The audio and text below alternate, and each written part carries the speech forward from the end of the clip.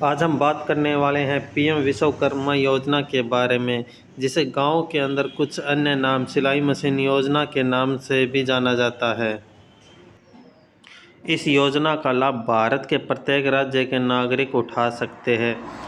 इस योजना के लिए आवश्यक डॉक्यूमेंट अगर देखा जाए तो राशन कार्ड और बैंक कॉपी और एप्लीकेंट का आधार कार्ड, बस इन 3 डॉक्यूमेंट की आवश्यकता होती है और एक आधार लिंक मोबाइल की।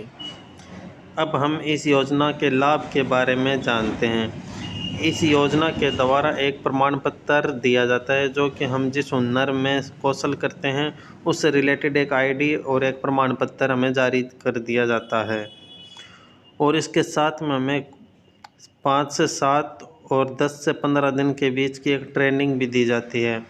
जो 5 से 7 दिन की वो बेसिक ट्रेनिंग, एडवांस ट्रेनिंग जो हमारी 15 दिन की होती है। और इस ट्रेनिंग के दौरान हमें 500 रुपये प्रतिदिन वजीफे के रूप में जो कि गवर्नमेंट के द्वारा दिए जाते हैं।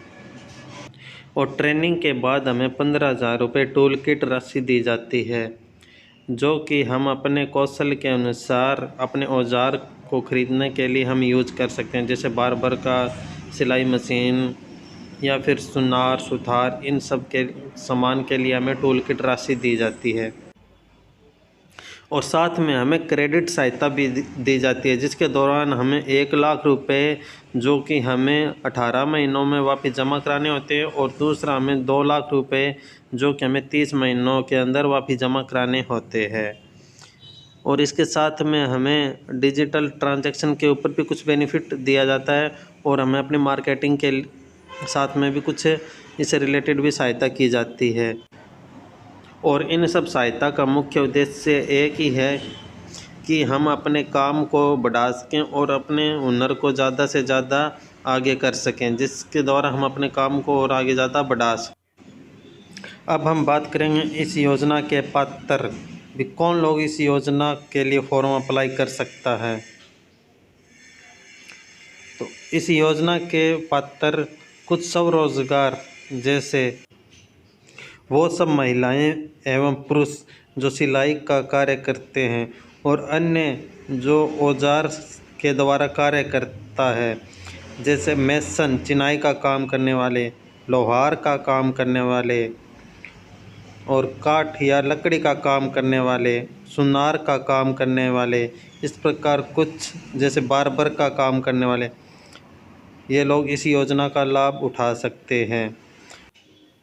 इस योजना का फॉर्म वही लोग भर सकते हैं जिनकी उम्र 18 वर्ष से अधिक हो और जिसके घर में कोई सरकारी जॉब या कोई गवर्नमेंट सर्विस में वर्कर न हो। अब हम बात करेंगे इस योजना से जुड़े कुछ कार्य।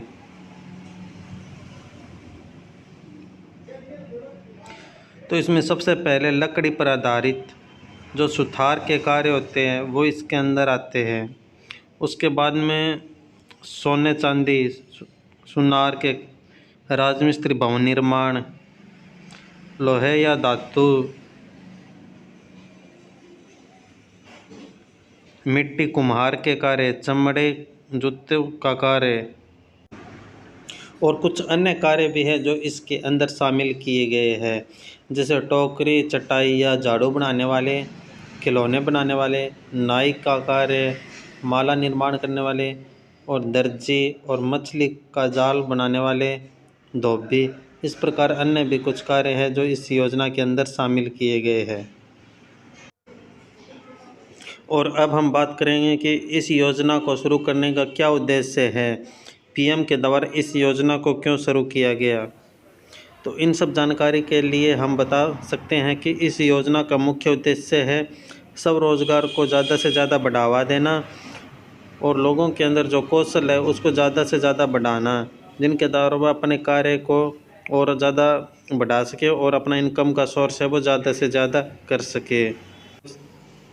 इस योजना के द्वारा ट्रेनिंग दी जाती है, जिसके द्वारा हम अपने कौशल या अपने कार्य को अच्छे ढंग और अच्छे तरीके से कर सकें।